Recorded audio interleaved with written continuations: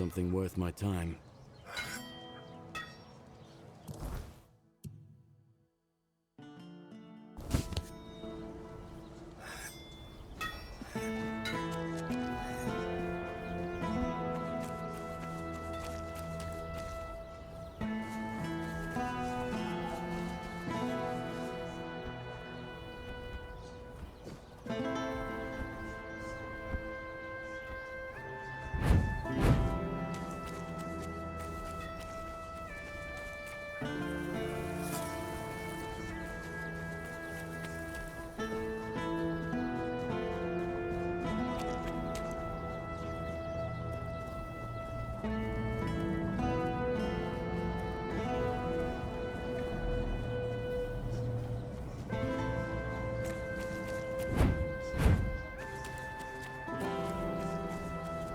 No need for that, is there?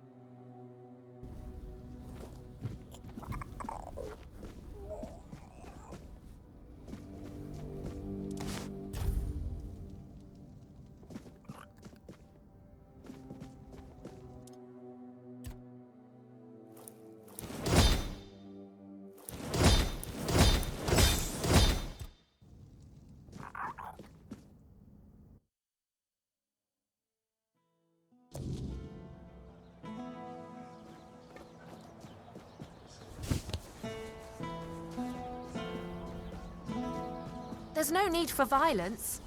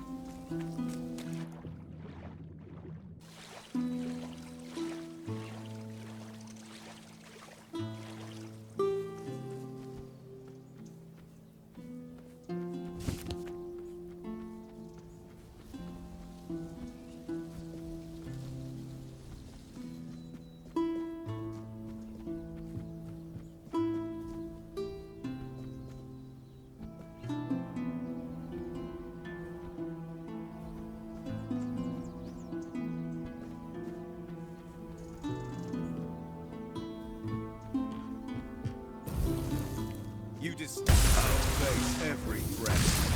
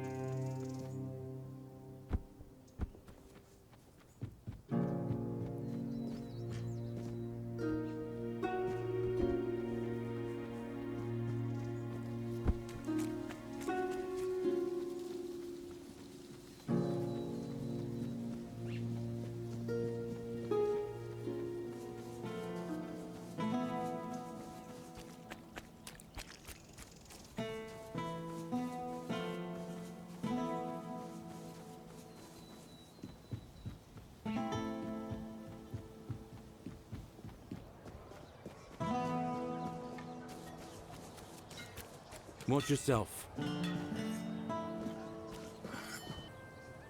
You're back. For a moment, I was afraid I'd never see you again.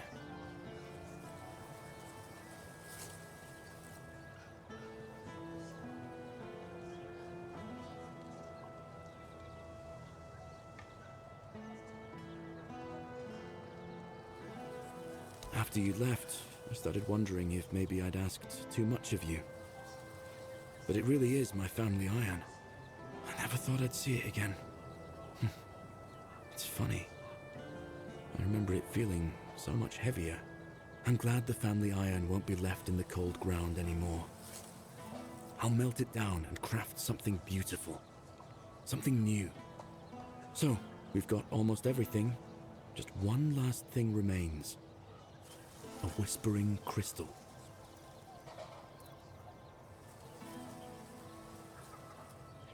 I've heard that Camelot was mining those crystals. That might be worth looking into. How you get one is up to you, but don't do anything foolish that'll land you in a cell, friend.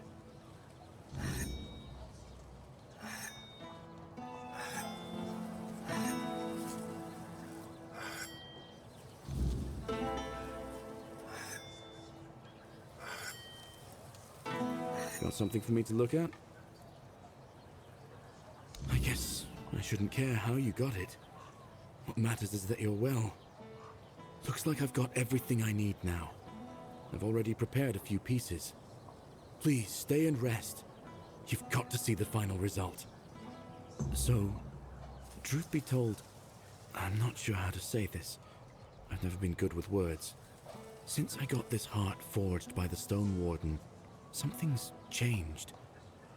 I don't fully understand it, but I can't stop thinking about you. By the All-Mother, it's so strange. And though I don't understand it, I know what I feel. I worry about you. I want to care for you. I want to give you warmth. The hammer I've been working on, it's for you. I hope you'll accept it, along with me, whole.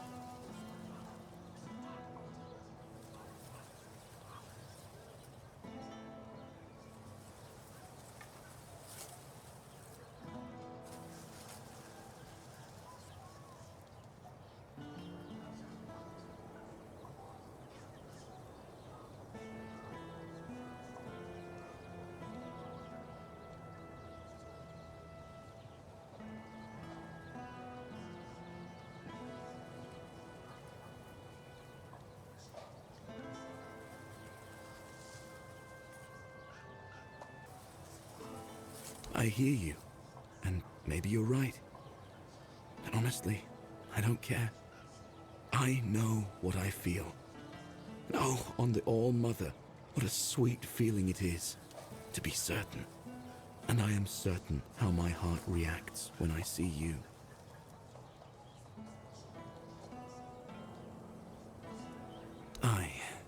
I suppose I should have guessed. But still, there was this tiny, foolish hope that what was happening between us was something more. After all, who offers their heart to someone twice? But I get it. It was just another job for you. And of course, I respect that. I could never demand anything more. Forgive me. Let's leave it at this. With my thanks for everything you've done for me. We never have to dwell on this foolishness of mine again. What's a heart worth if it only hurts you?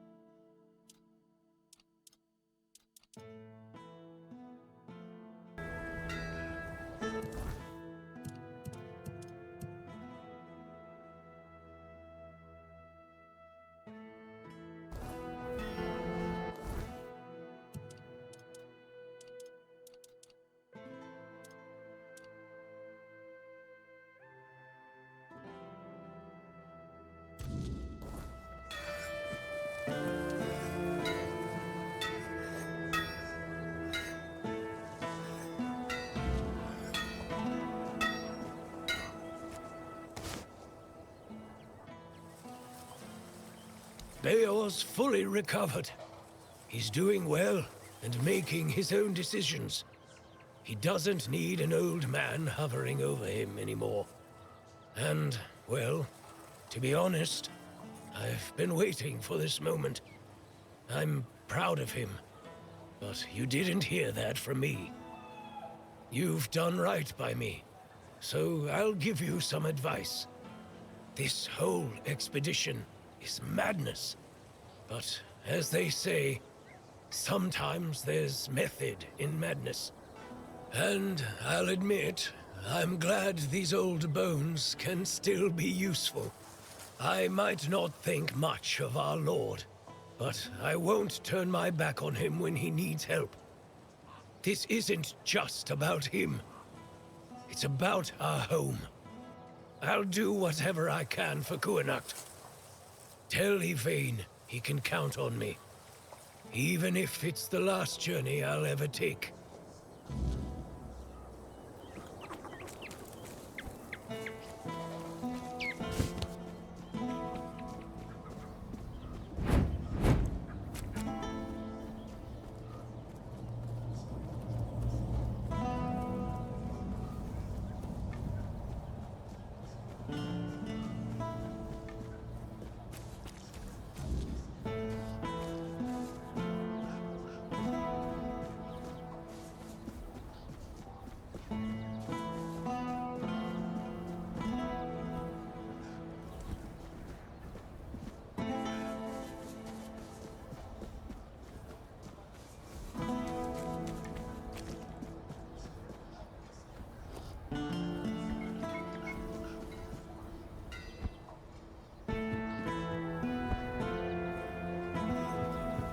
Watch yourself.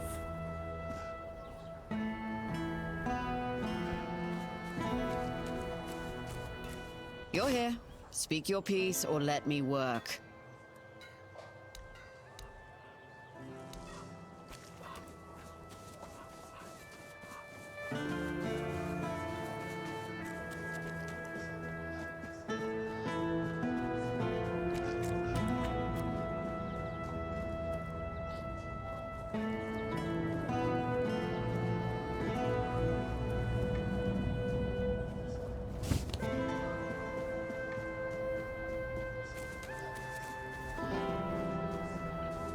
Spare a coin for the hungry.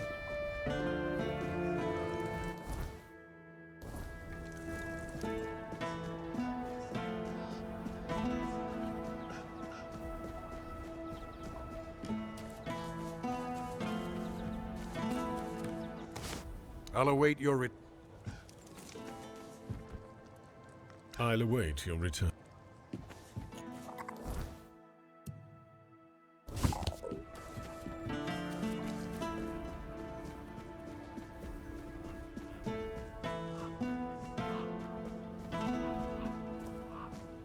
Help a soul out on your journey, will you?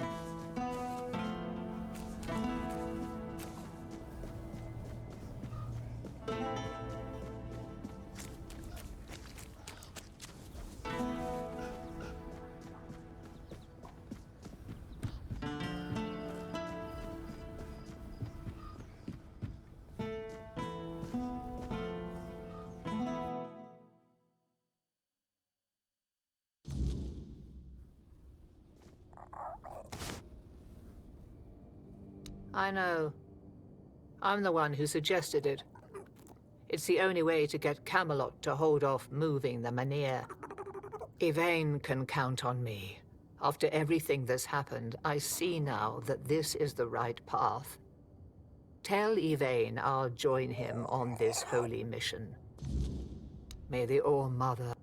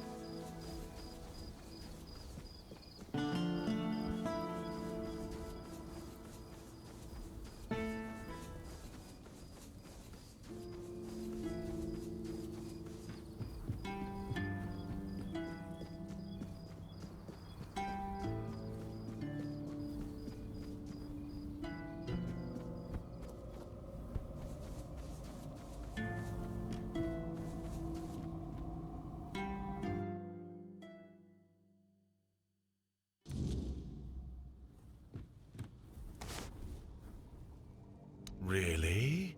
What for? The Menhir burns beautifully.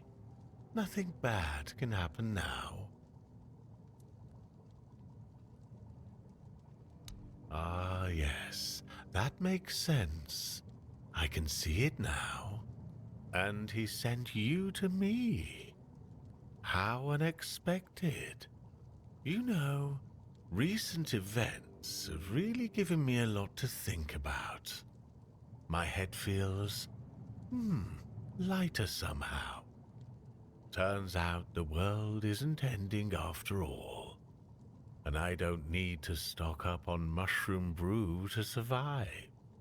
Besides, I have this feeling that Lady Fate might still have a plan or two left in store for me. Joining the Holy Mission. That sounds like one of them. Tell Yvain I'm ready to join the expedition, and I'll gladly stand by his side.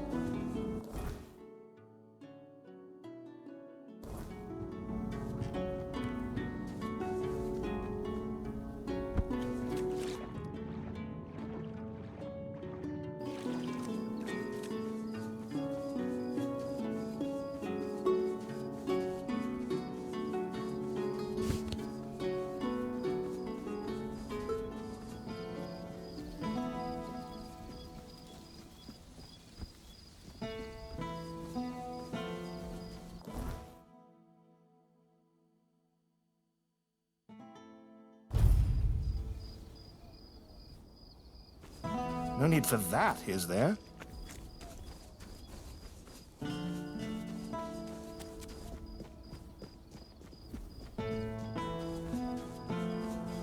Have some spare food or coin?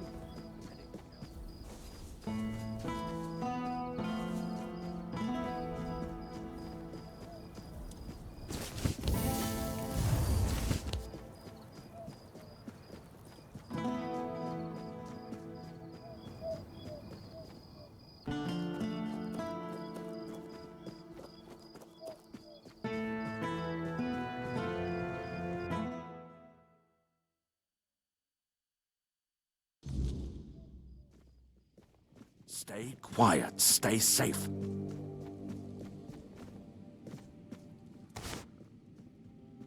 What news? The people I told you about. Have any of them agreed to join me on the quest for the Holy Grail?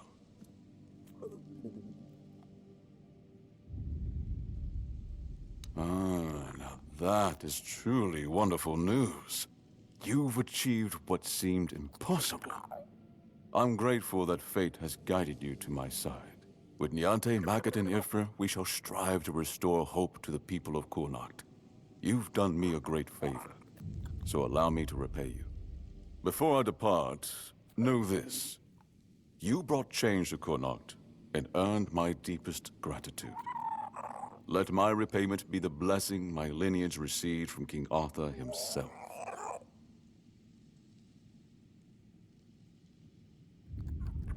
Be the shield that watches over Kurnocht, as House Terion has done for generations.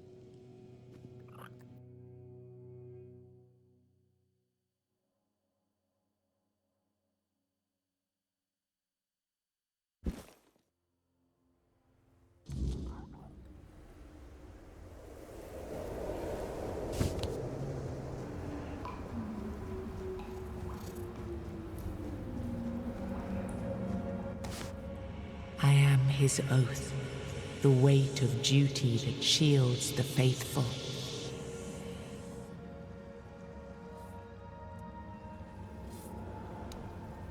I am the wall between order and ruin.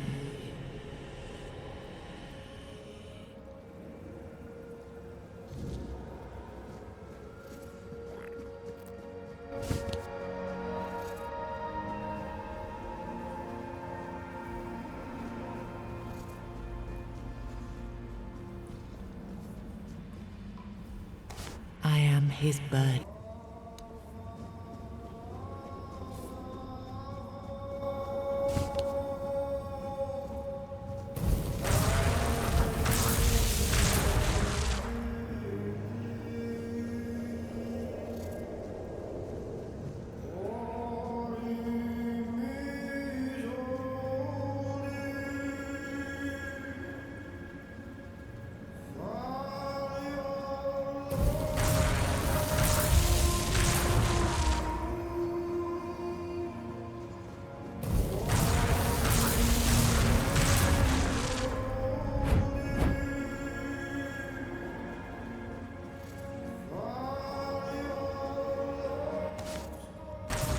can't just allow for things like that to happen. Not ever again. Not when the kingdom is beginning to find its way. You're the king, and that comes with a whole lot more responsibility. You can't let people like Merlin do what they want, even if their intentions are pure. You must see the danger now! The memory of Seawall is my burden. Harder to bear than I'd like to admit. But I've realized that his story is what happens when power answers to no one. Then do something so that a tragedy like that never happens again! Palamedes, you've always spoken your mind, even when I didn't want to hear it. You've stood beside me through the darkest days and fought not for glory, but for Avalon and its people. I have done only what I believe was right, nothing more. Yes, and that made me realize that Merlin was wrong. The legacy I leave won't endure through the legend of a single man, whether it's me or anyone else. I decided to give my sword to the Horns of the South, to bind them not to me, but to the people. But Avalon needs more than that. It needs structures, memory, and resistance to corruption. It needs the foundation of something greater than any one of us. A shield? Yes. One to guard Avalon, even from itself. You've proven yourself time and again, so my shield is yours, Palamedes. Not just to wield, but to become. Let your bloodline anchor what my reign could not. And you believe I am worthy of such a responsibility? I will not fail you, my king. Don't carry this burden for me, Palamedes. You never have. Carry it for Avalon, and may your name be a blessing upon this land for generations to come.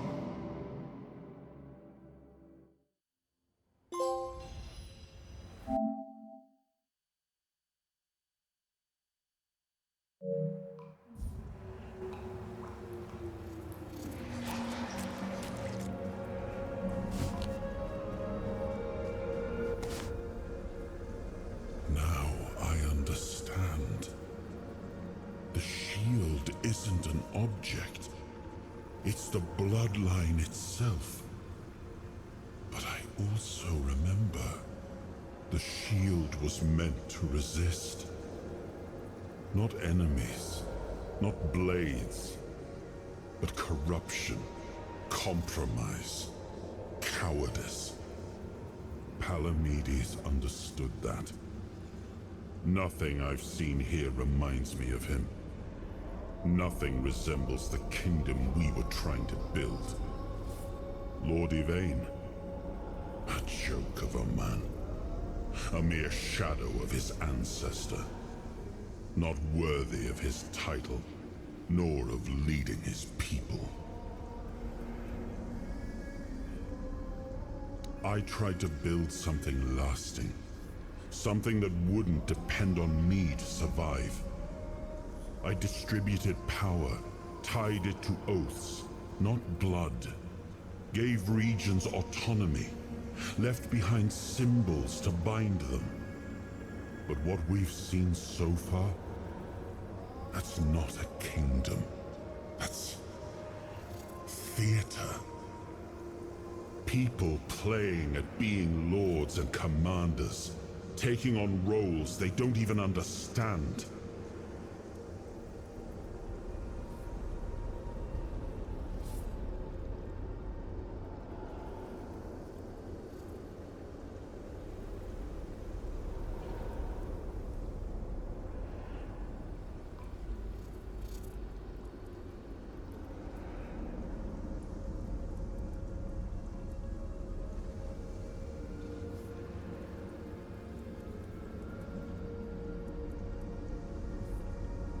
Turn every resource toward understanding why the weirdness is returning and stopping it. Hiding in Camelot is cowardice. Staying here? Stupidity. But what I would do doesn't matter. This is precisely why Palamedes was made Avalon's shield. To judge for himself what serves the people. Even if it meant standing against me.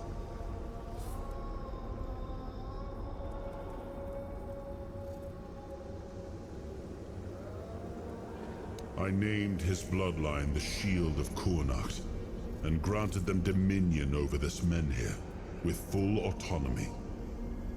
The land here is among the richest in Avalon.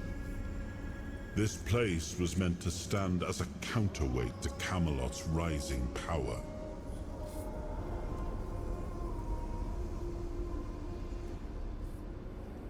Merlin wanted me to become a symbol. But I realized that one person, one myth, won't be enough. This kingdom needed more. It needed to stand on stronger foundations. And so, I left mementos behind, to serve as cornerstones for various facets of the kingdom. It seems we were both wrong about this. All I've seen here is fear. Indecisive men wearing the mask of power. But their power comes from symbols they don't even understand. And when a decision needs to be made, they hesitate. When danger appears, they flinch.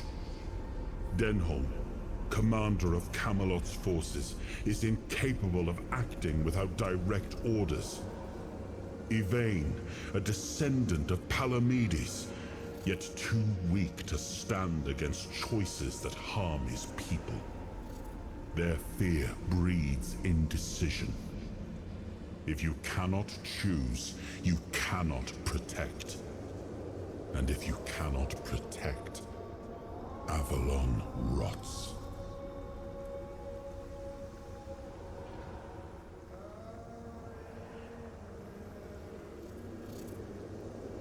It was you the men here responded to, and you who rekindled it. You did all the work, turned the situation into something Yvain could exploit. Without that, Kuanacht would still be waiting. For what? A miracle? That's why I have to come back. Without us, without hands that act, this land just waits and rots.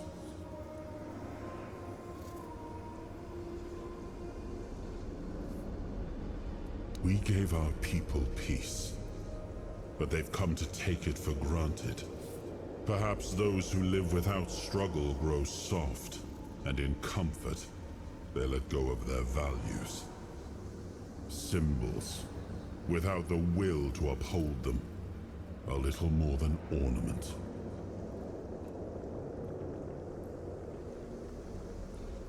Yes, the situation is complex, but that is precisely the burden of a leader. Complexity does not excuse paralysis, and yet they sit in deadlock, doing nothing, while the world around them fractures. Well, my friend, they still call me the once and future king. Still hold feasts in my name. Feasts won't save them, but action might. We've wasted enough time. Let's move to the Forlorn Swords and find my crown. Let's make me whole. It's the last hope for this wretched kingdom of ruin.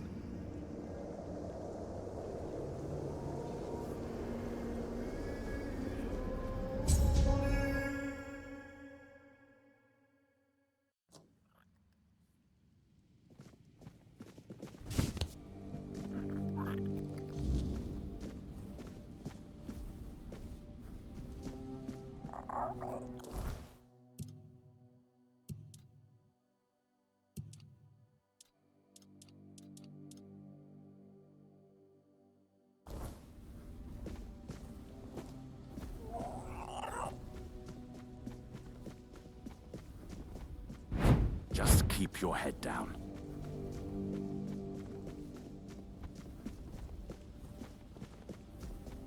You don't need to do that.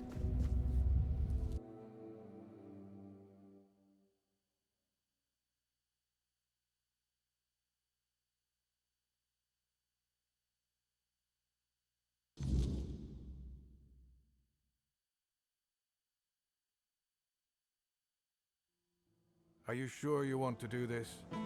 You can still back out. Camelot will surely forgive you for this insubordination. I have never been more certain of anything in my life. This is the only way. Fine. Do as you will. Look who woke up. You're a bit late, though. You missed the show. Our Lord gave a rousing speech to his subjects explaining why he's going to leave them in these dire times. I'll leave you two. I need to start cleaning up the mess you made, Yvain. And before I forget, some shady-looking character was looking for you. Didn't tell me his name, but said you're old friends. Said he'll wait nearby. Greetings, friend of our house. What may I do for you today?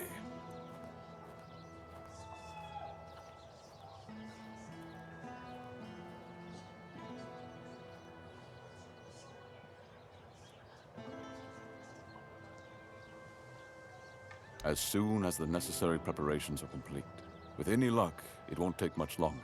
Ansem will assume my duties in my absence. He is my most trusted man, and he is respected by the people.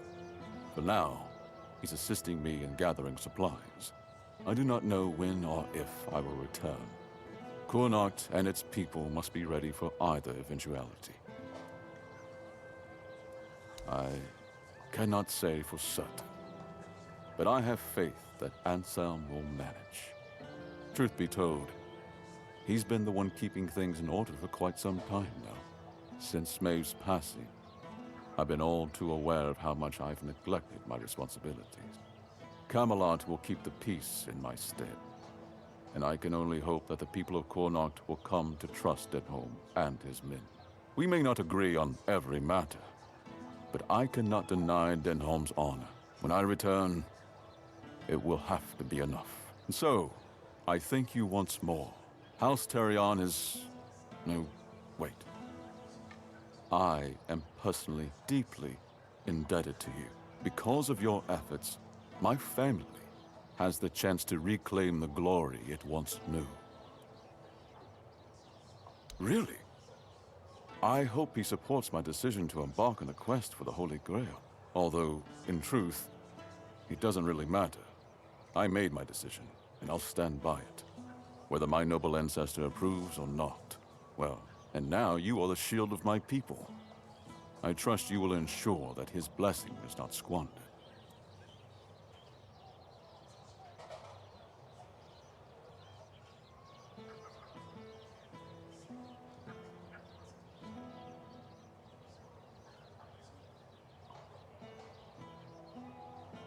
I had not considered it that way.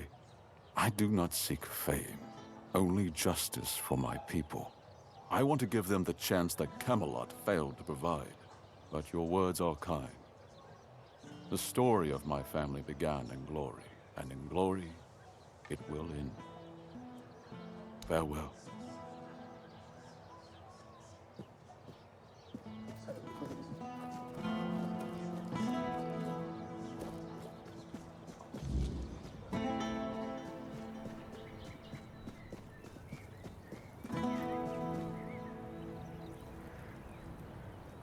Well, look at you.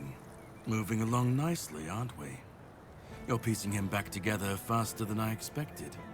We're getting closer to the end. And since you've proven yourself so capable, maybe it's time. You should have enough power now to enter his mansion. Here, go to this place and see if the door opens for you. No. If you want to know the truth about the man pulling the strings, it's time you took a look behind the curtain. It's the house of someone I once called my employer, Orin. The same one whose plans got you out of the island asylum.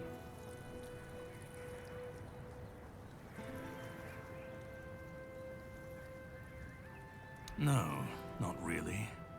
There's one last piece of Arthur's soul waiting for you. The third artifact. His crown, this time. You'll find it deep in the Forlorn Swords, in the capital city of Dalriata. Meet with Gerfan. He'll either attack you on sight, or explain everything patiently, depending on how he feels about... well, you'll see for yourself.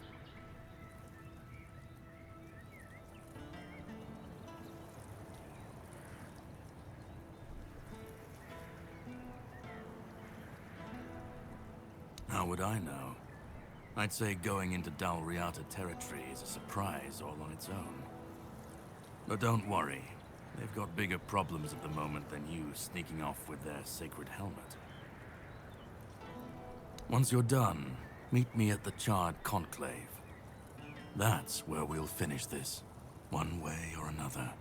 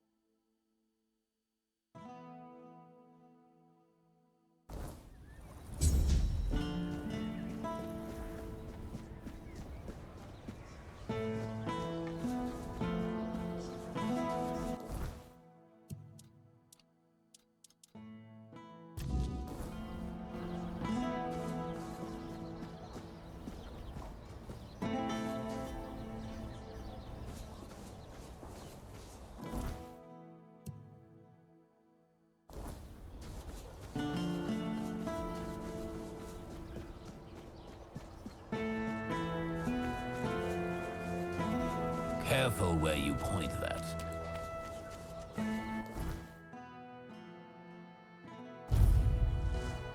Right. Keep your eyes peeled.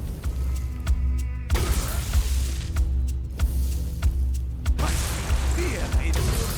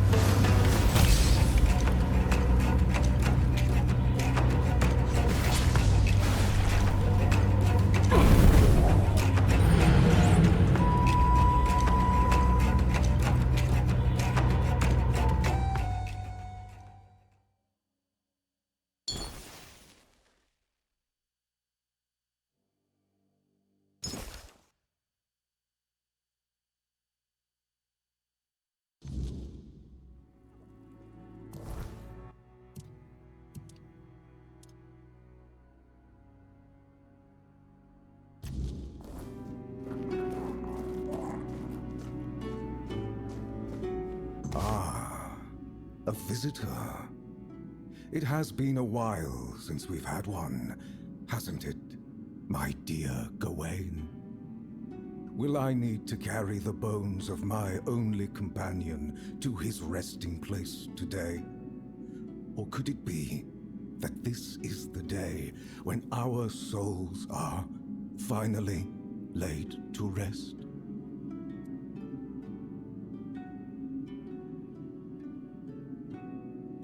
Apologies, Wanderer. For a very long time, the good Sir Gawain has been as much as he was once known for his sharp wit. I've grown used to our conversations being one-sided. I am Sir Bertilac, Wanderer.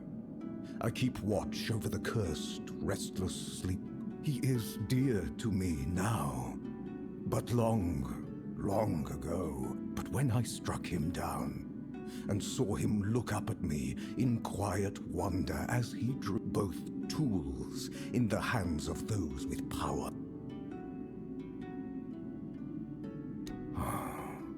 The endless, hateful... The Lady Morgaine had me believe I was meant to cut short the reckless, unruly ways of her brother's knights. She said she only wished to be heard. But as I sat here,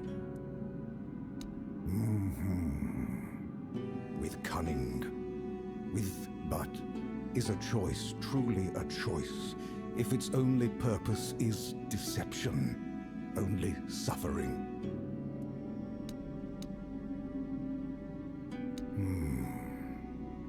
Challenge me.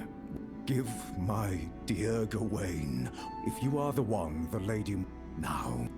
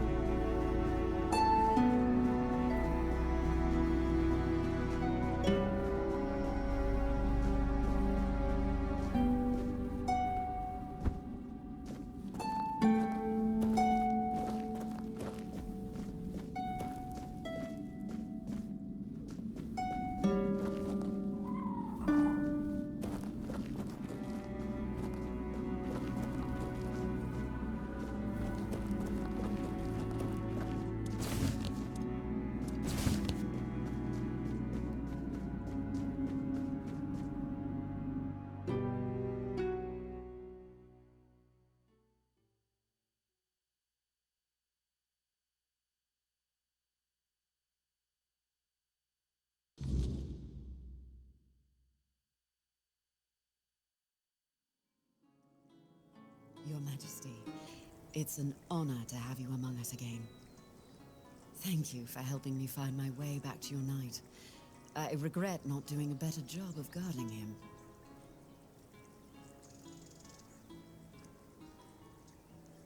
My name is Fianola. I am here on behalf of the Royal Geographers. I was sent to do, well, quite a lot of work, actually. And as useful as it would be, the wordness never blessed me with an extra set of hands. Say, Traveler, how would you feel about joining the oldest, most prestigious guild in Avalon?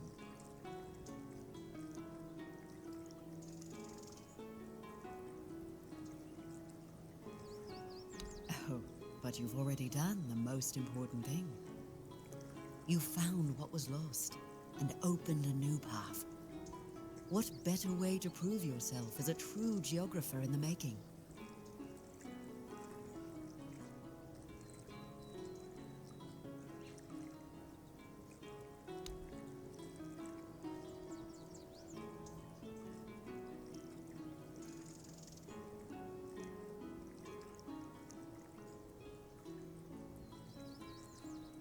Avalon's nature is ever-shifting, ever-changing. The wordness transforms not only living beings, but the land itself. Some places become unreachable, while others that appear are new to us. And there are those that have been forgotten, waiting to be rediscovered and brought into the light.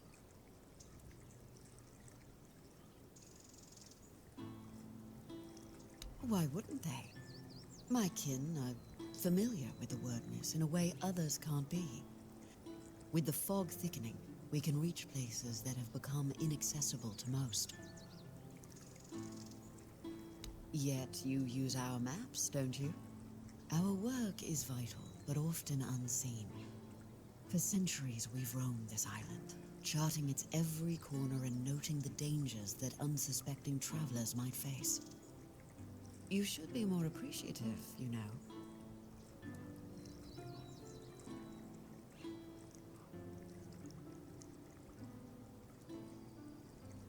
I appreciate your eagerness, but let's not get ahead of ourselves. The other tombs are scattered across Avalon, hidden and sealed, waiting for the one who can call the knights back. Let your soul guide you. Find them, and I will find you.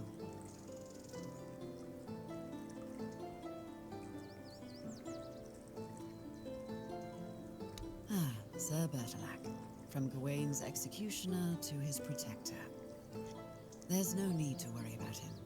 His soul walks Avalon freely now, shining bright. All of Morgaine's darkness has lifted. I'm sure he and Sir Gawain will cross paths again, this time without the shadow of a curse between them.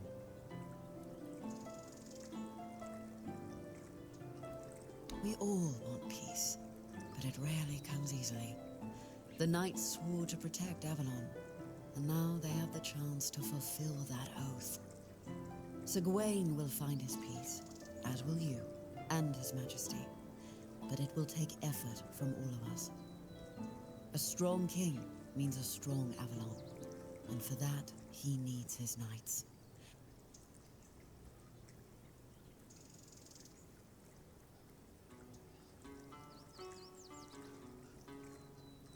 The wordness is like a web. Without strong threads to hold it together, it tears apart, and chaos follows. Every soul wandering Avalon is one of those threads, but the ones who shaped it, their threads are the strongest. King Arthur and his knights once brought peace to Avalon. Their very presence helps to calm the turmoil, even now.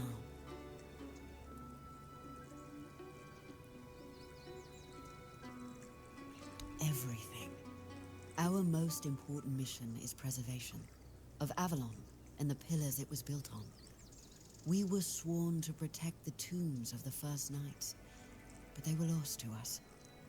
There were rumors that the tombs were sealed, and only King Arthur could open them. Turns out, the rumor was true after all. I'm a Pict, I can sense the wordness and the spirits within it. I knew you weren't alone when I saw you emerge. The soul you carry, however weak it may appear, is deeply connected to the wordness, and to Avalon itself. Souls like that are rare. Besides, only the one who wields the power of Excalibur within could open this tomb. And that is rarer still. Go and seek the next of the fallen. They need you.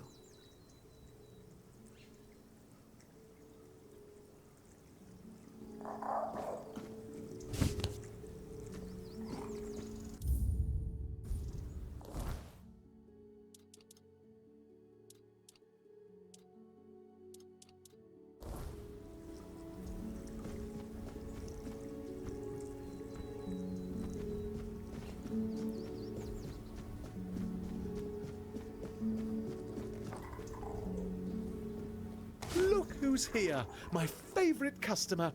It's always good to see a friendly face. Good, great, actually. I even had a customer the other day.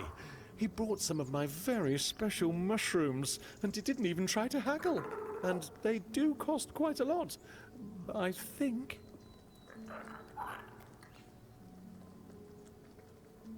Oh, you see, I stole them from a grove that belongs to one nasty Spriggan. And if he caught me, I'd be dead, or worse.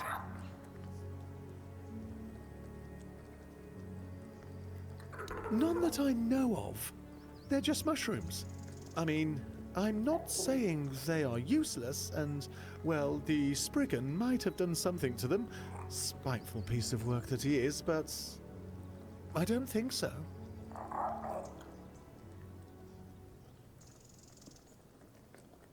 Well, no.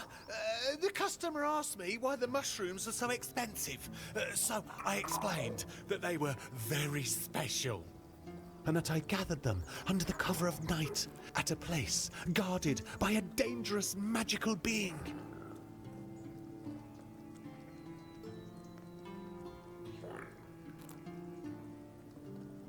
I have no idea what you mean by that, but it sounds like a compliment, so I will take it. Thank you.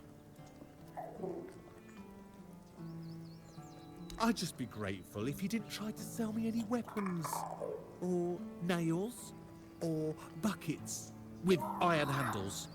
It's not that I have anything against...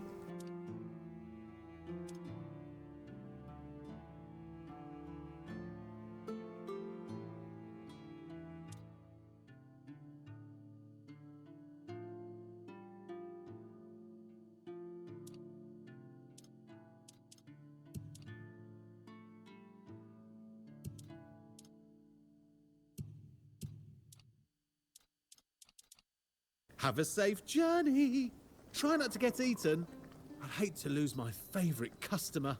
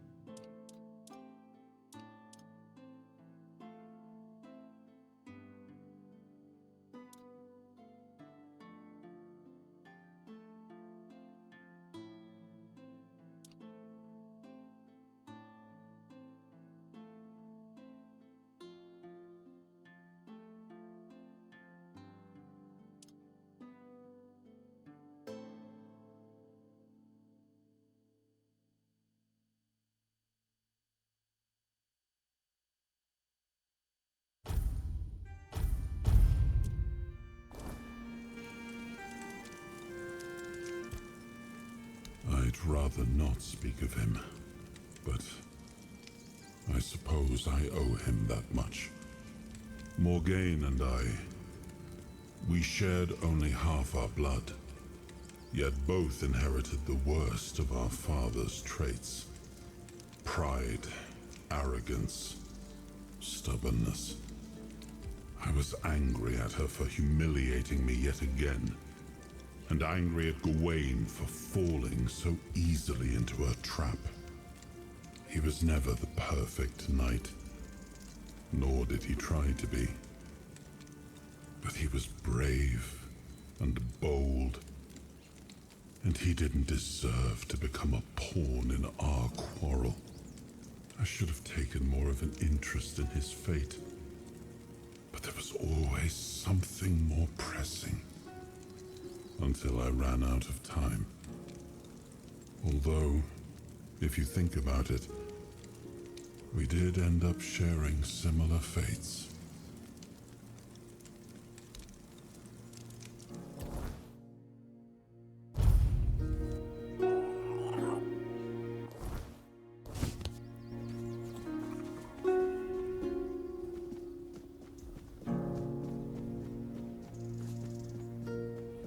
Disturb my peace. Show me what you are made of.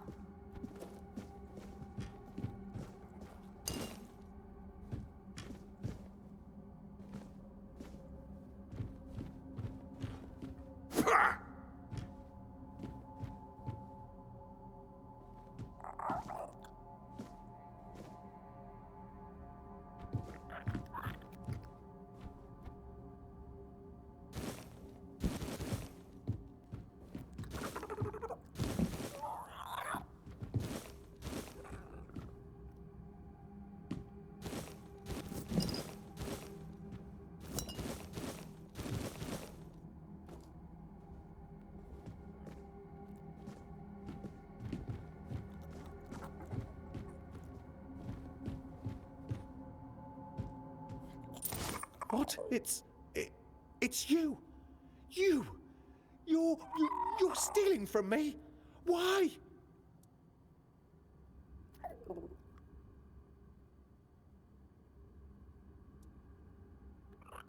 I know that. Except, I thought... so, it wasn't you? You're telling me someone else was here? Oh, I want to believe you, I really do, but it's just so strange. And you're saying you saw that person? If so, where are they now? Nobody could escape me so quickly, unless... Oh, that little... Don't worry. I think I know who it was. Oh, when I catch that little sprite, I'm going to turn it into a spider and then pluck off every last one of its legs. Oh, when I catch that little sprite, I'm going to turn it into a spider and then pluck off every last one of its legs. It's always like this. Give them a finger and they'll steal your whole hand. I do not know which I detest more, liars or thieves. Oh, well. There's nothing I can do about it now, except find a better hiding place for my chest. Now, if you'll excuse me, I need to make sure nothing else is missing. Honestly, you can't trust anyone these days.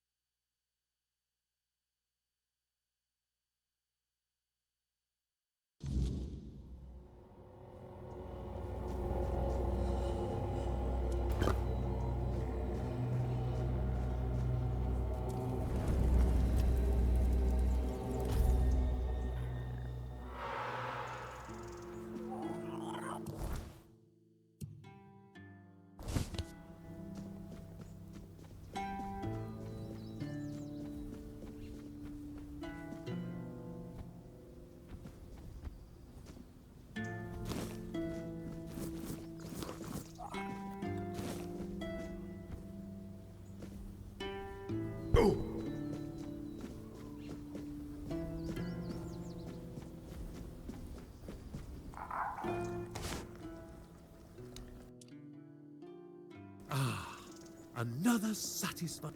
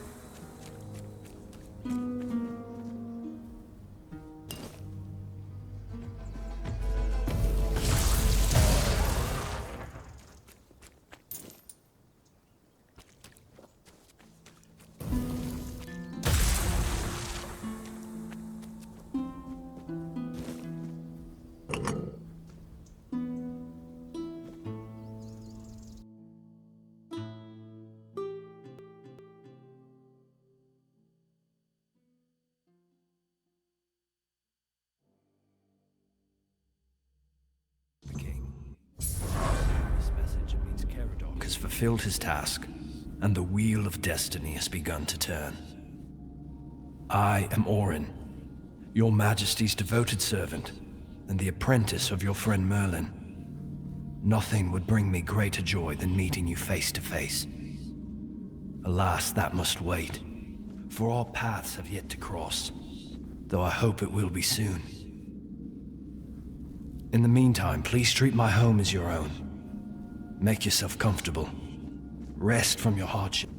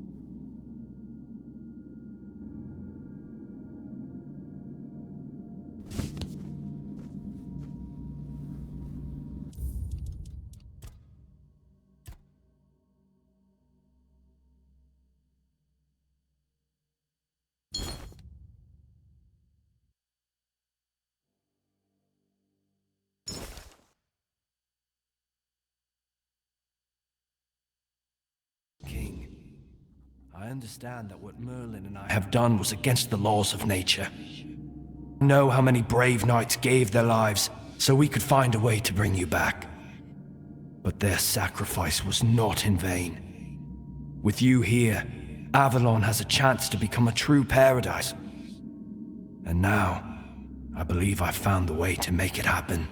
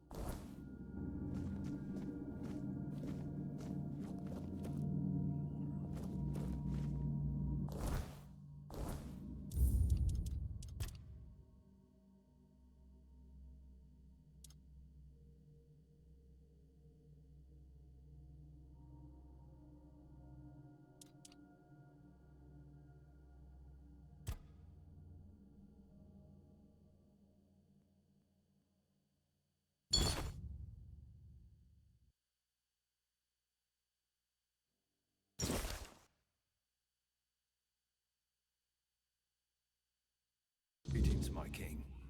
If you're seeing this message, it means Caradoc has fulfilled his task, and the wheel of destiny has begun to turn.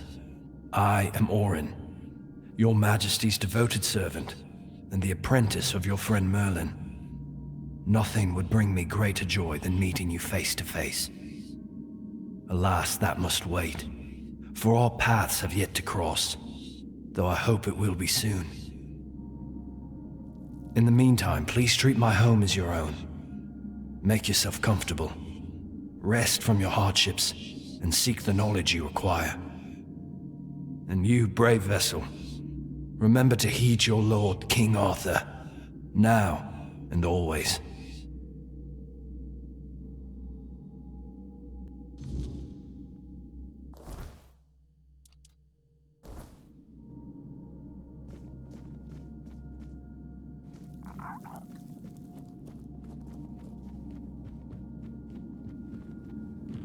You have no idea how long I've been waiting for you, my king. I've memorized Merlin's plan for your resurrection. Yet I'm certain my master made a mistake somewhere. I just can't pinpoint quite where. The theory of revival itself, the technique for performing the ritual was flawless. After all, you always return to us. But I saw how much suffering each resurrection caused you. I wanted to find a way to bring you back to us as the person you truly wished to be.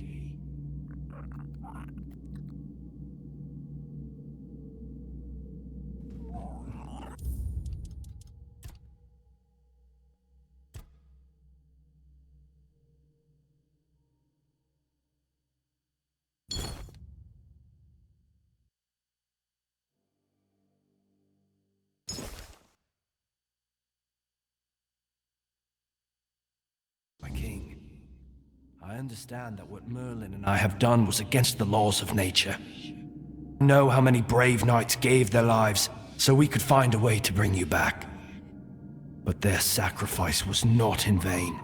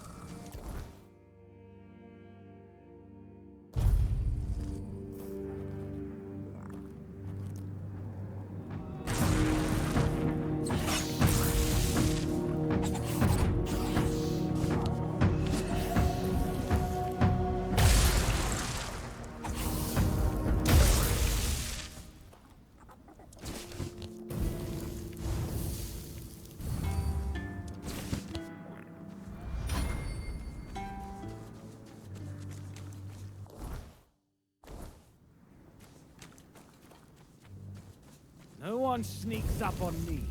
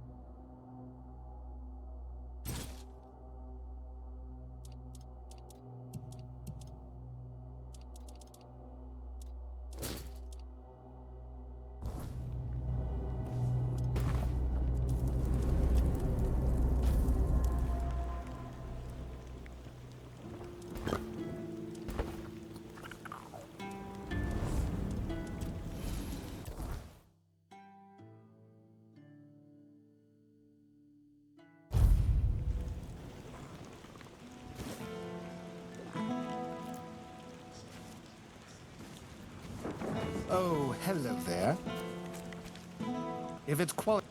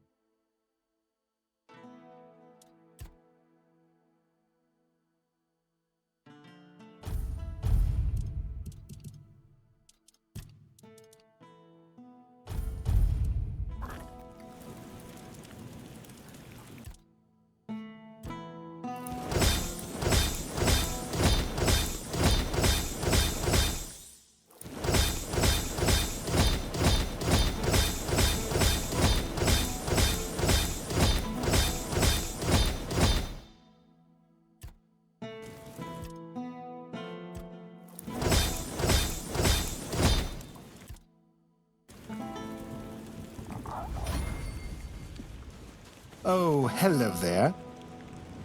Hello there.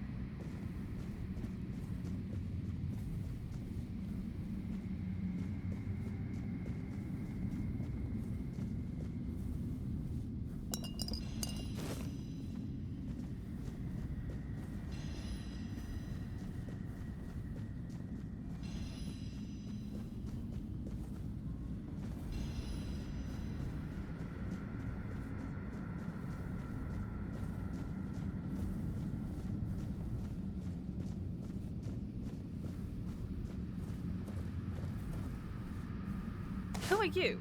Are you here to steal my riches? They're mine. I earned them as the favored entertainer of Segramor's court. Oh, but maybe you are one of the courtiers. Did you have fun plotting my demise? Wasn't my name meant to echo far and wide as he promised? Have I really been forgotten? Then I will ensure you share my fate, you thief.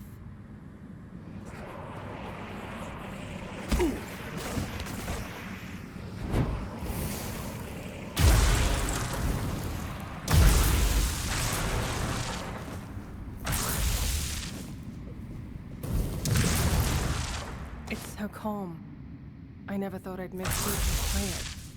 It was always my sister's preference. Oh, my poor Aideen. What have I gotten us both into? My sister killed me. I don't think she meant to. I said something stupid and she just got so angry. Truth be told, it was a long time coming. If I were her, I would have slapped myself much earlier. It really wasn't her fault that I tripped over that damned rock. Oh, if you'd asked me while I was alive, I would have been delighted. Modesty was never my strong suit. Why should it have been? I was young, beautiful, and brimming with talent, ready to take on the world. It all went to my head so fast, especially when Lord Segramor showed interest in me. Stupid, stupid, stupid. I should never have accepted his advances. My poor sister. They killed her because of me, didn't they? I can sense her gloomy presence even here, among this glitz. She never minded being alone, but there's a difference between being alone and being lonely. And I pushed her into that loneliness. A joke here, a joke there. To her, they must have felt like daggers. I wish I could comfort her. Tell her I don't blame her. I hate that they separated us so thoroughly. I hate it even more that I had a hand in this. I'm sure she does. Aideen has always been so dramatic. But her anger ebbs and flows. And we have an eternity to work on mutual forgiveness.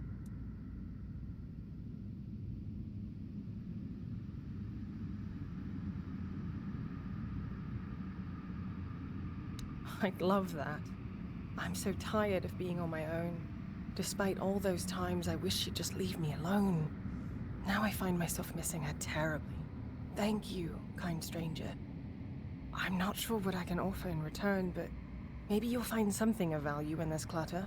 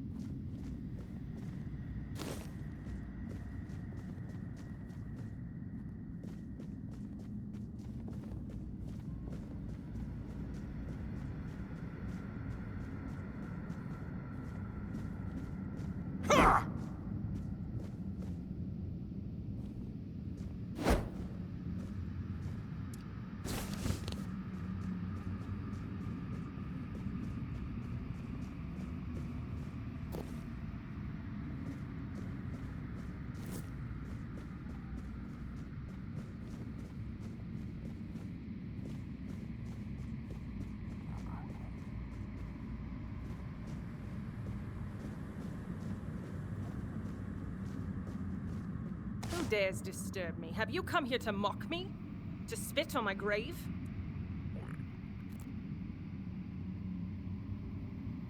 So, it's mockery you're after. As if you don't know. As if everyone doesn't know and hate me for what I've done. Fine. If you find my fate so amusing, why don't you rot here with me forever?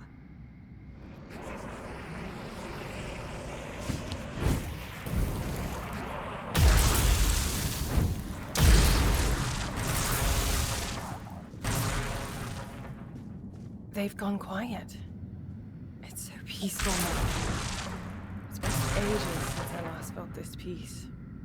Back when we were young and carefree, weaving beautiful melodies together. Oh, my sweet sister, what have I done to you? What have we done to ourselves? I was hanged by a harp string. They deemed it a fitting punishment for my envy of my sister's talent, but they were wrong. I never envied her. I felt betrayed. And despite that betrayal, I never wanted to hurt her. Yet, I did. And I'm relieved I paid with my life. I don't like thinking about the past. Though, I guess since I'm dead, the past is all I have left. I miss music. I think I miss it above all else. Even Ain. My music was there for me when my sister wasn't. The court mocking my talent hurt even more than when they just mocked me. And that absurd contest. Someone tampered with my harp. I know they did. I was furious. It was my harp and they... I can't. I'm sorry. I will talk of this no more.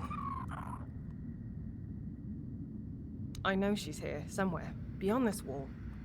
I can feel her sadness seeping through the cracks. I wish I could comfort her, but it's impossible. Ain never knew loneliness like this. Never felt its crushing weight. Such bitter irony. I often wish she could feel what I felt when she turned away from me. To understand that pain. Now she does, and it hurts me even more. I wish I could join her, even if she doesn't forgive me. I don't want her to be alone.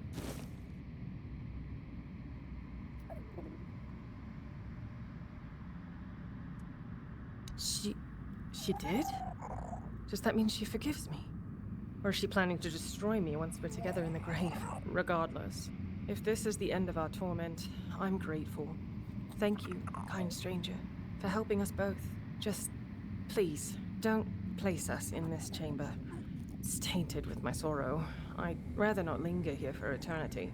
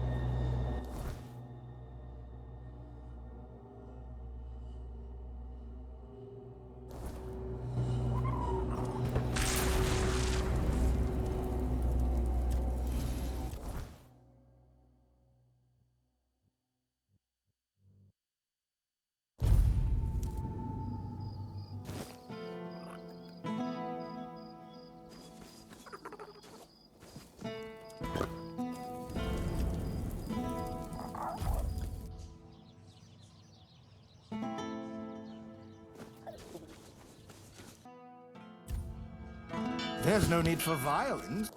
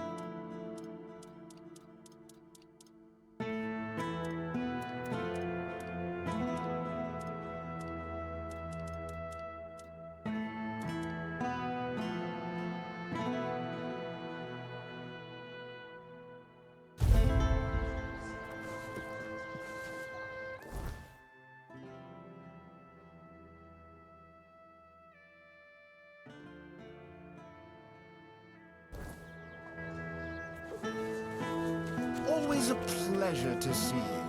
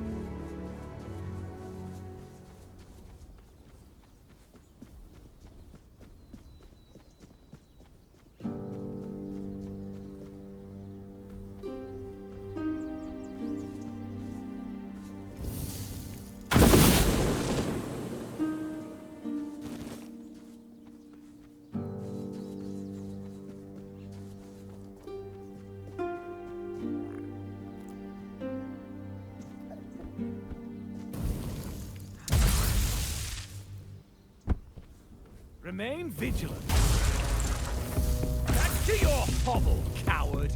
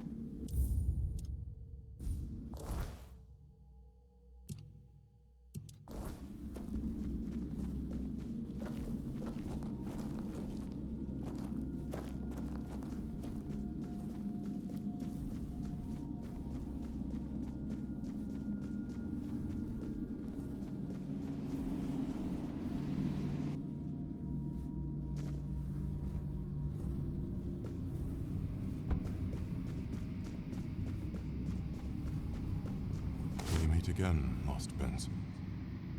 I was mistaken about our previous encounter. I erred in thinking I had unraveled what the Pale Lady had planned for the both of us. But I should have known better than to presume or anticipate the moves of someone as shrewd as her.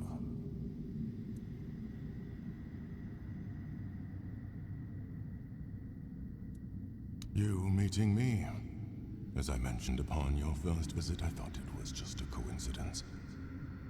A fortunate weave of various events that, under a different alignment of stars and smaller choices, would never have come to pass. However, it turns out that I was meant to fulfill a specific role, and it was not to weave new life as I once believed. To weave bridges between you and her despair. Bridges that would allow you to gather the memory shards. She used me. Yet I cannot even bring myself to be angry with her. I see now that she seeks to restore the bonds that once were, before her world shattered and fell into ruin.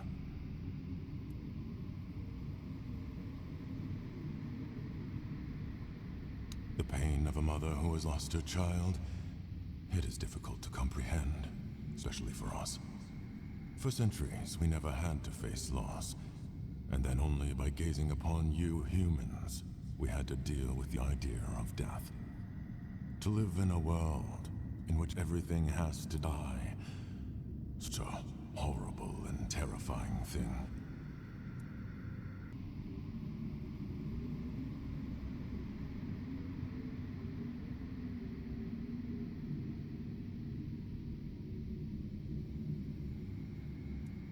She hopes that by restoring her son's memory, she will finally bring him back. The Pale Lady wants to put you on a proper path. Yet she does not realize how daunting and impossible this challenge truly is. But those driven by despair rarely measure their actions with reason.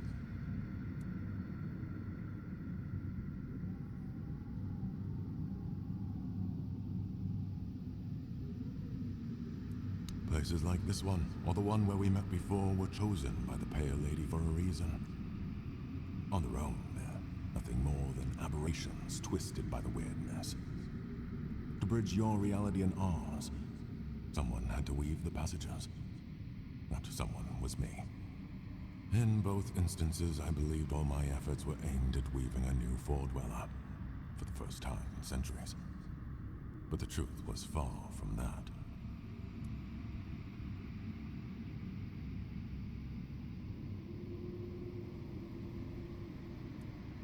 Since we lost the war against your kind, we retreated to Tuathan, severing ourselves from the rest of Avalon. All the while, the weirdness has continued to change. It has grown wilder, more untamed, and far harder to control, even for us. For centuries, places like this seemed lifeless, stripped of their potential. And then the spark began to return. It was then that I resumed my work.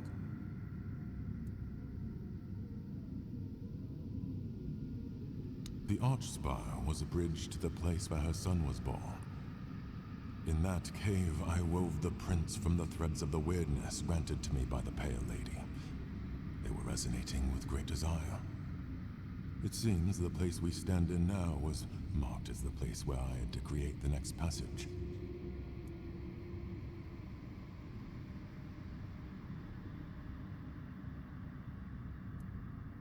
So it is true. I suspected that gazing upon the homelands by the Pale Lady and her son could not occur without disruptions. The knot grew tight.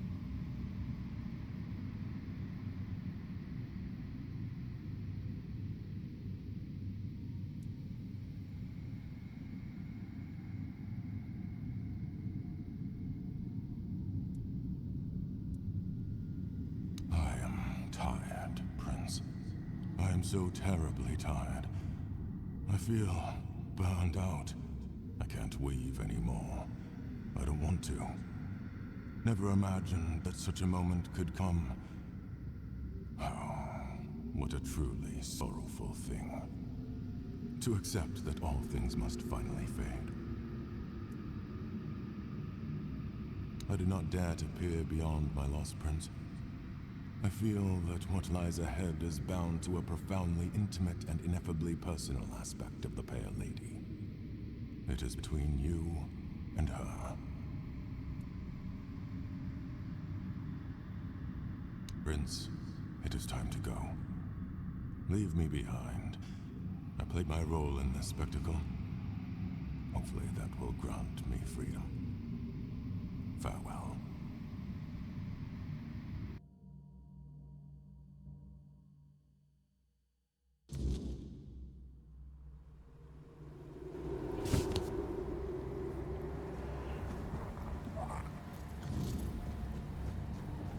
There's no greater joy than watching how a son, born of desire, grows. There's no greater despair than watching how a son, born of one's own thought, perishes.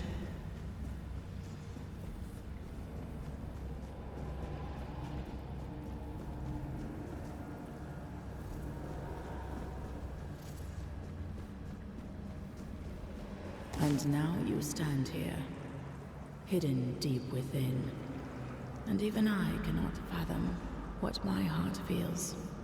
Still torn, for you are not wholly him, my son, my prince of Tuathan. Yet there is a flicker of joy within me, for you carry the soul of an Arthur, whose life was chosen for my son.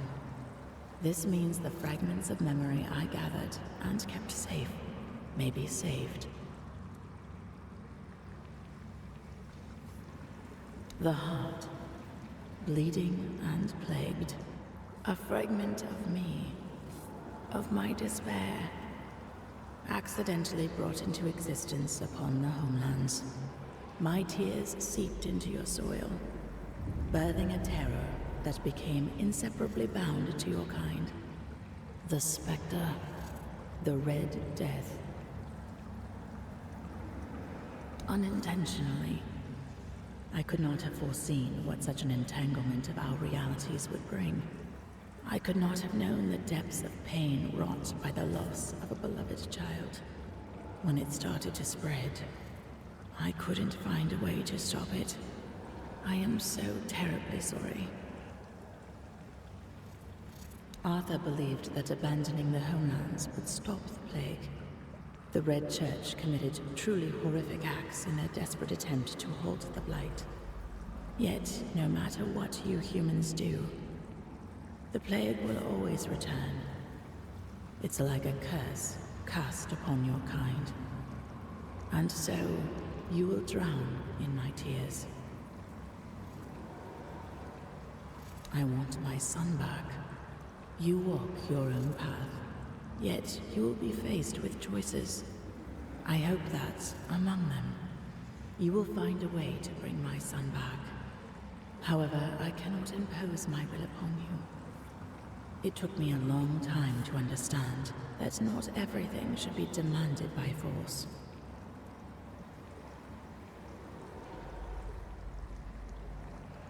I believe so.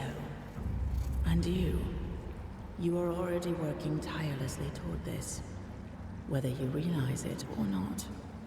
Since my son's fate became entwined with that of Arthur, the King of Mortals, it is necessary to reconstruct the soul of the ruler whose essence you carry within your heart. You will also need the fragments of my son's memory, the ones I so carefully concealed for you to find. Beyond that, the Weaver may possess something helpful. His life-giving spindle. It may prove invaluable when the final trial comes. If you manage to find him, take it.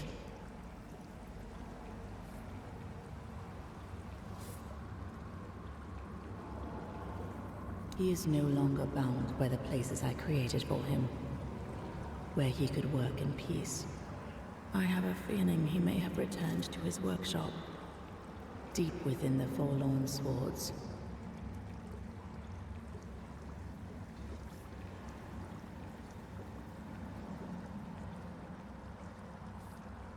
It is a tale about the Prince of the Four Dwellers, who unexpectedly became the king of humankind. Arthur. We are connected. In the homelands, he heard my call from beyond the mist. It guided him to Avalon. I met him during his journey. I gifted him with the sword, the specter of which you now carry within yourself. He is someone very dear to me, someone I lost decades ago, whose soul found a new body in your lands.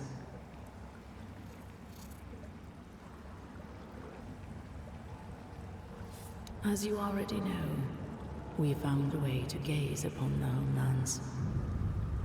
My son was fascinated by humans, fascinated by your impermanence and fragility. When one has to deal with entropy and decay, everything suddenly gains far greater significance, doesn't it? He must have desired to live the life of a human. Perhaps it is one of the most powerful manifestations ever achieved by a Four-Dweller.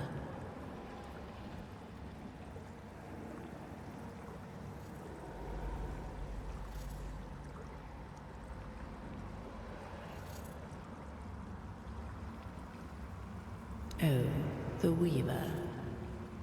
I remember the spark of joy that lit up his pale face when he saw what emerged from the threads of weirdness I gifted him. A living being, brimming with such boundless potential, so vibrant with life. He always had a fondness for my child. He called him the Prince. In the homelands, I saw a powerful thing that we Four-Dwellers lacked. It was love, one of many emotions I had to learn. We lived in a world where everything was potent and possible. It made us live a life where we were drowning in decadence. I longed for something more. Our emotional structure was much less complicated than yours. You were quite an inspiration. Yes, I am fully aware that my will to bring Arthur to the shores of Avalon brought war and ruin upon my own kin. What would you have me say? There are no proper words for this. I will simply fall silent. Draw your own conclusions.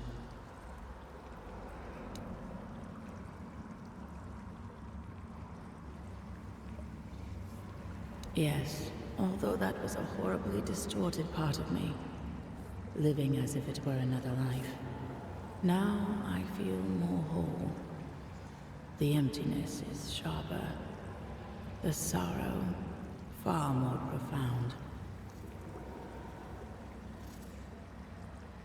Ah, yes.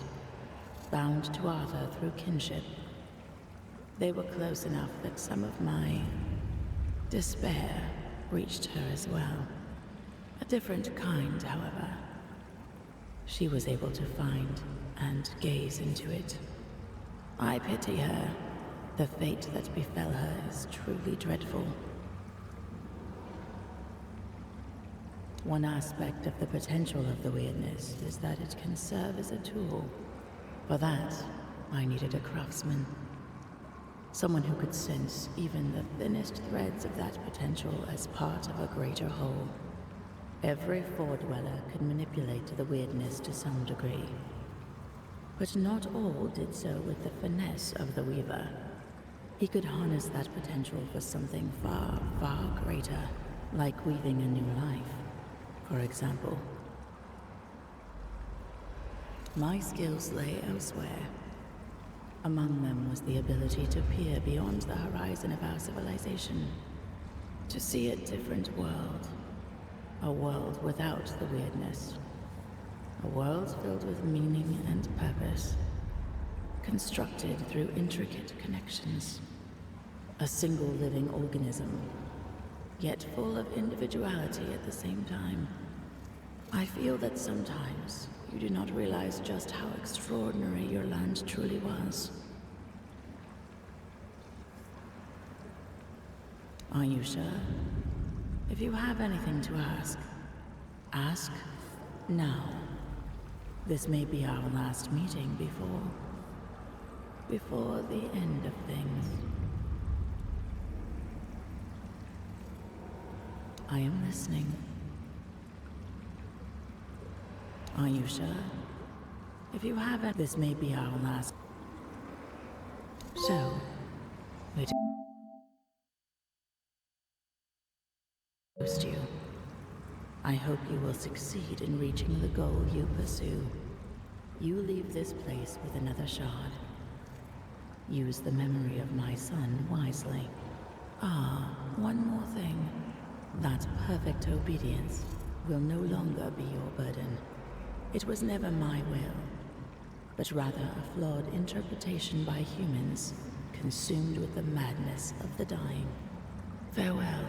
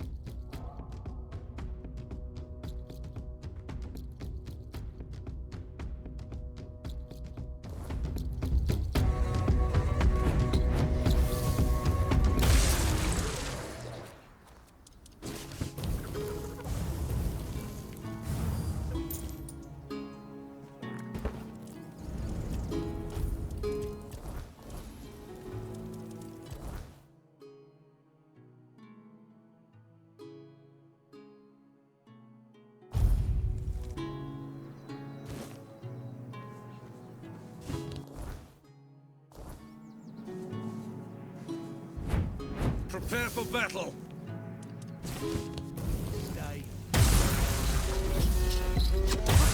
Fear in your eyes.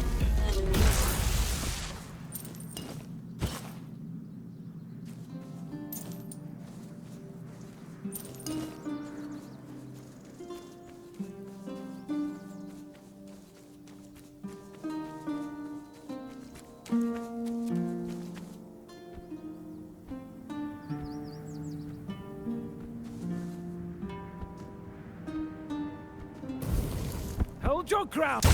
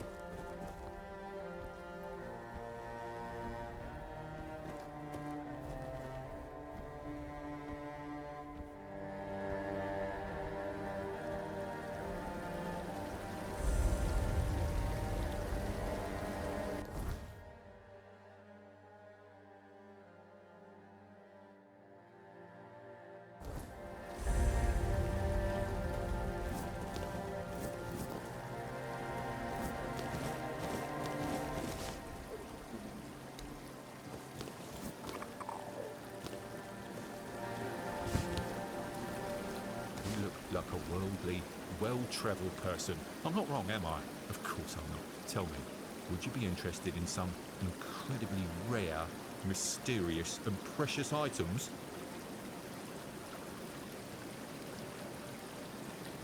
Then let me introduce you to a one-of-a-kind collection of Arthurian relics. I assure you, you won't see anything like this anywhere else on Avalon. Here's an authentic Four-Dweller's tooth. And look, a bone from Sir Galahad's little finger. And over here, a fragment of a foot wrap worn by King Arthur himself, along with many other riches. That is an excellent question. When it comes to relics, authenticity is key. However, I assure you that I possess documents with the appropriate signature and seals, proving that all of these relics and the stories behind them are absolutely true.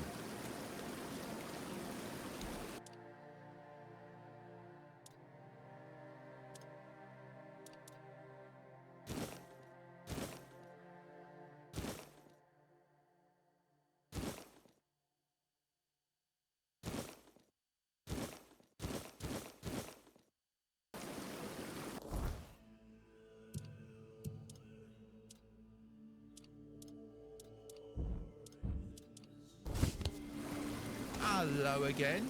It's always good to...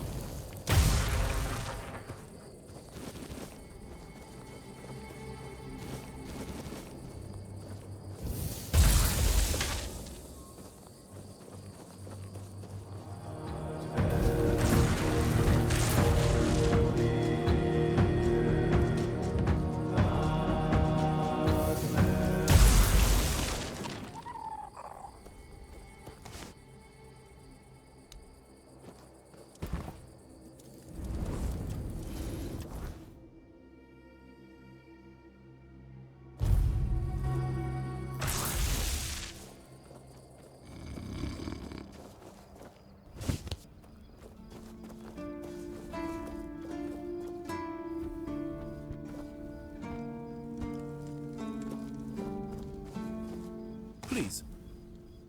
You're my favorite. Go chop off. Go the.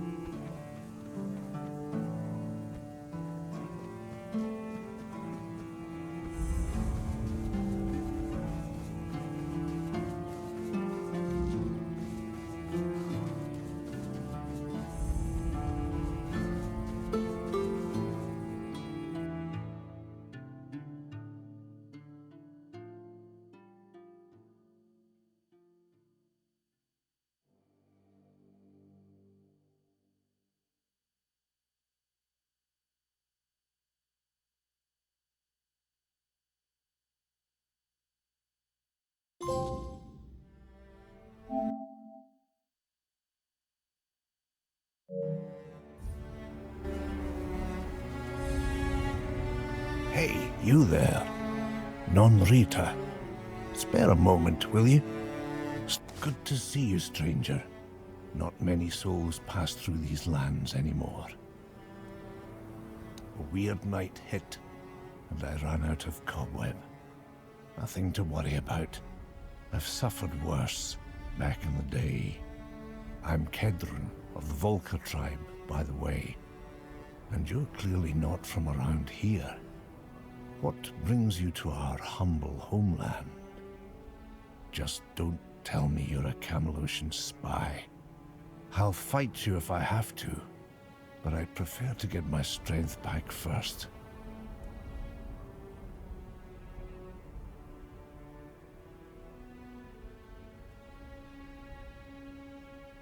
Bold of you. If I weren't injured, I might have fought you anyway, just to warm up. But since you're already here, and I need some time to pull myself together, how about doing me a favor? And to answer the question you haven't asked yet, yes, there's something in it for you. Like not being killed by my Dalrita kin the second they see your face.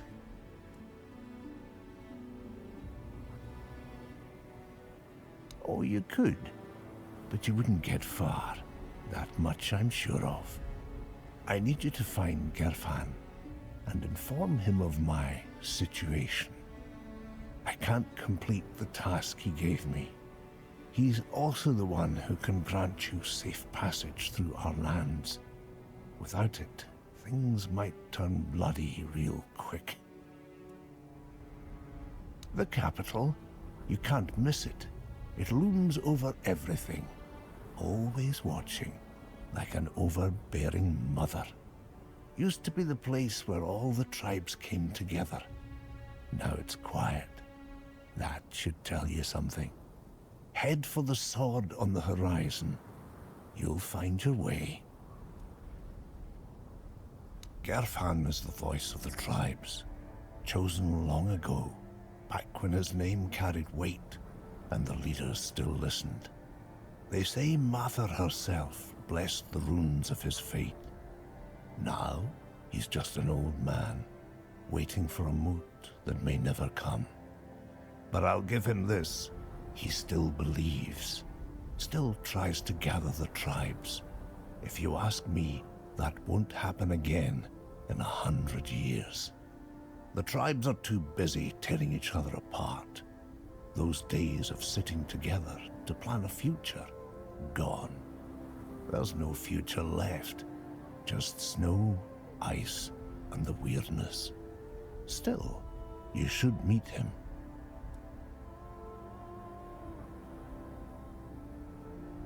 From long ago, from back when we still carried the respect of our people, I was a scribe, witness to the choices that shaped the tribes. I was there when tankards slammed in unity, or axes hit the moot table in anger. Gerf trusted me, told me things he'd never share in public. His doubts, his burdens. I remember them all. But things change. You'll meet plenty of Dalrita out here. Decide for yourself what they're worth now.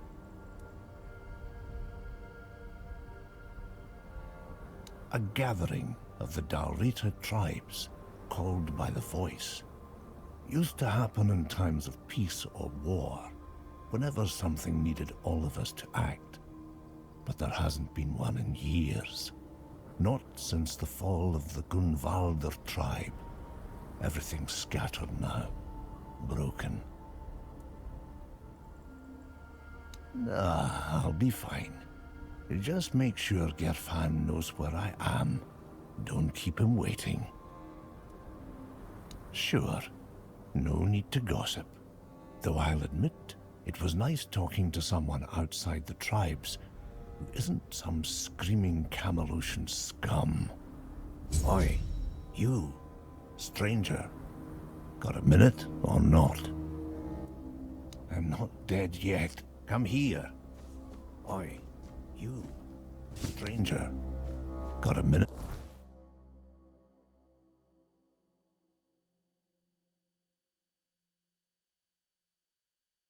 Or not? Come here.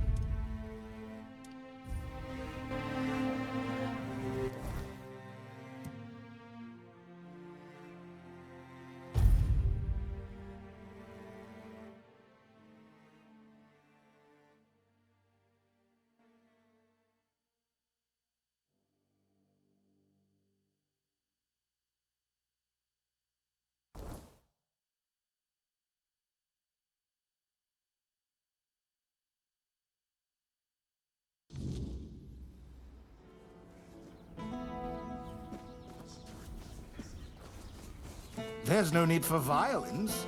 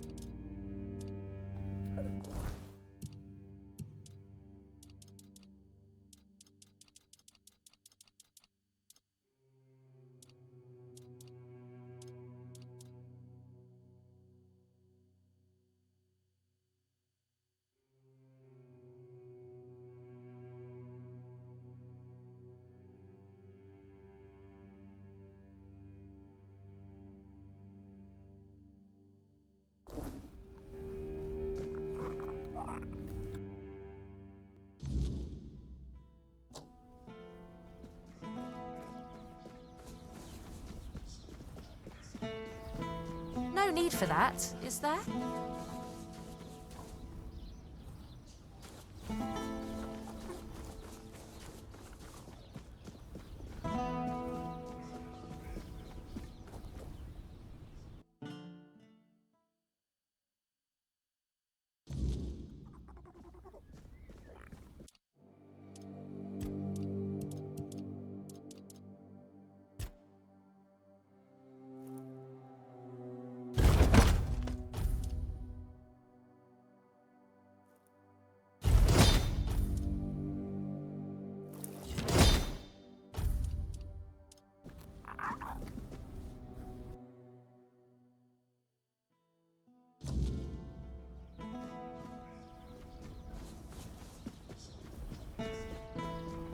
No need for that, is there? You're back.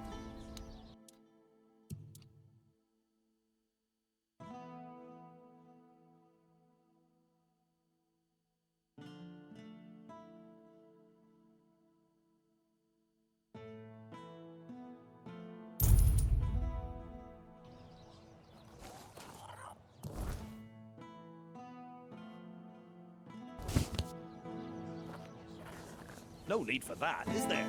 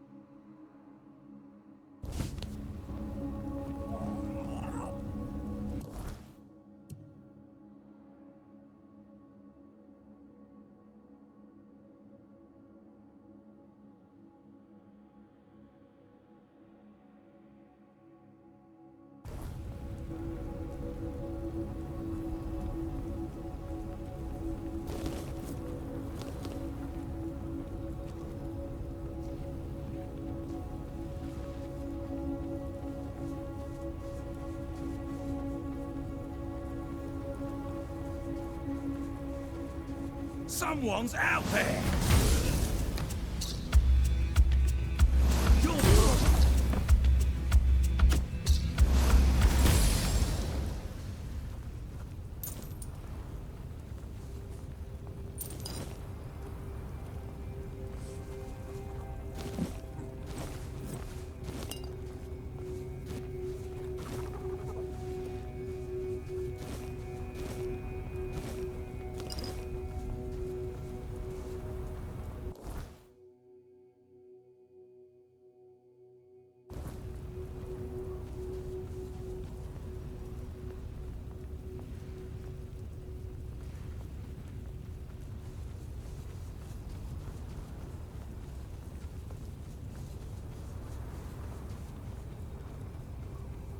Stay focused. Your road.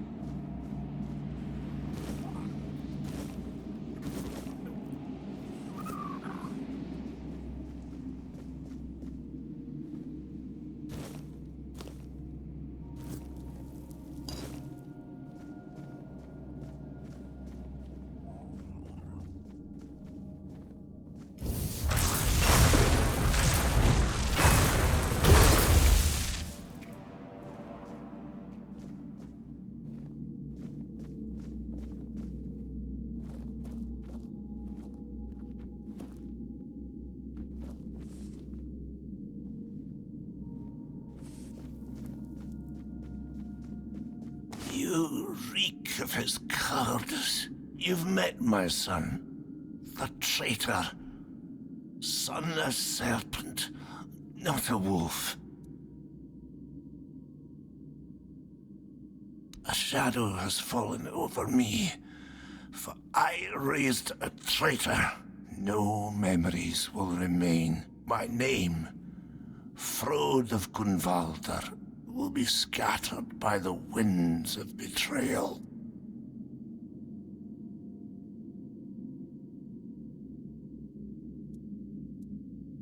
Our stand, a final cry of defiance against Camelot. We fought for our people, for honor, for the old ways, and we fell abandoned to the cold of death.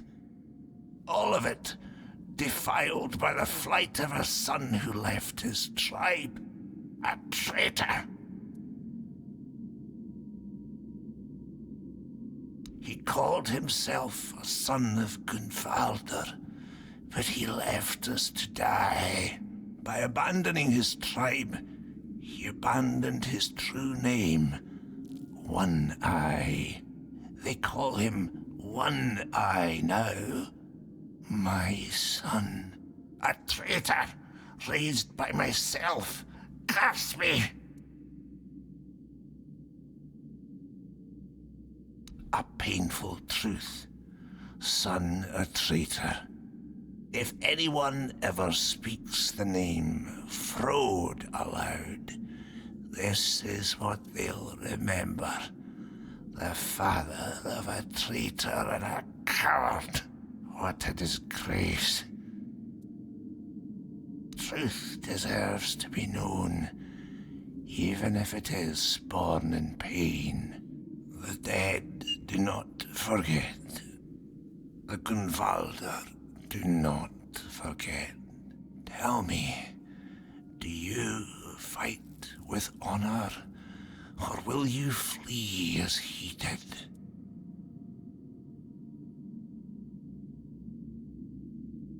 Then let this ruin bear witness one last time.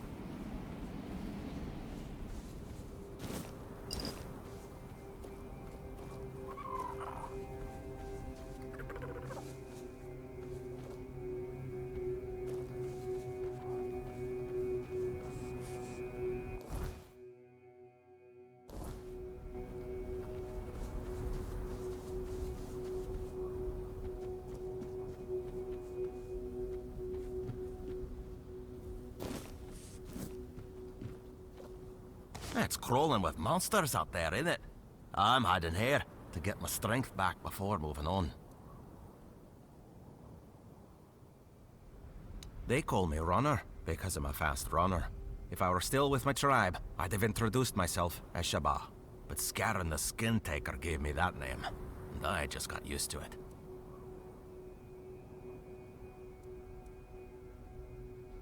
Not really. My greatest sin was being a Gunvolder who survived. None of the other tribes would take me in. They think my survival goes against everything the Del Rita stand for. Can you believe that? As if surviving is beneath the Del Rita. Who needs us dead? Only the worms in the ground. So I joined Scarron the Skin Taker's band. We were like a family, until Scarron decided there was no place for me in his ranks. He's the top dog around here. After I joined him, he called me Runner. Said it was for how fast I run away from a fight. He's one mean son of a bitch. At first, it seemed like we all shared the same idea, uniting the Del Rita. Even the Nameless ones. But over time, he started losing it. He sees conspiracies everywhere. Trusts no one. Stuff like that. I think the power got to his head. I've heard it happen sometimes. Out of here. Anywhere. The farther the better. I've got just one last piece of unfinished business keeping me in these lands. But I need a lot more strength before I finish my mission. And all these monsters sure aren't making things any easier.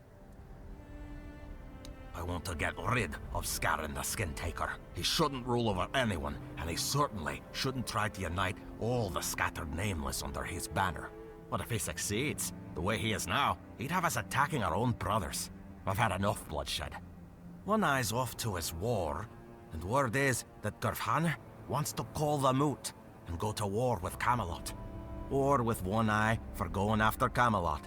Either way, it ends with us spilling more of our own blood.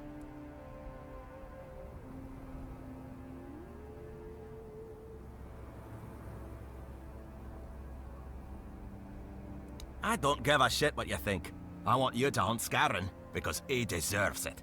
And if he's killed by a Nonlinear, it'll be even more of a humiliation for that son of a bitch.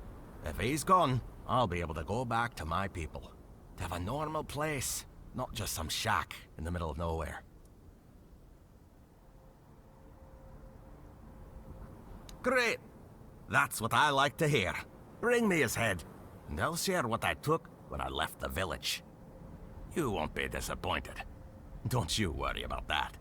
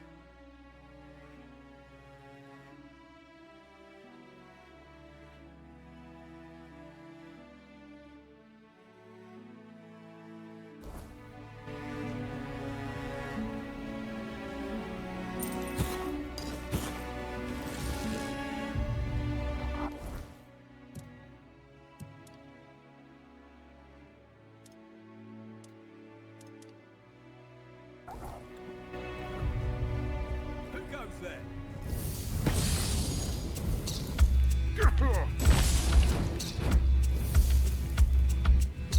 You're in for a world of hurt.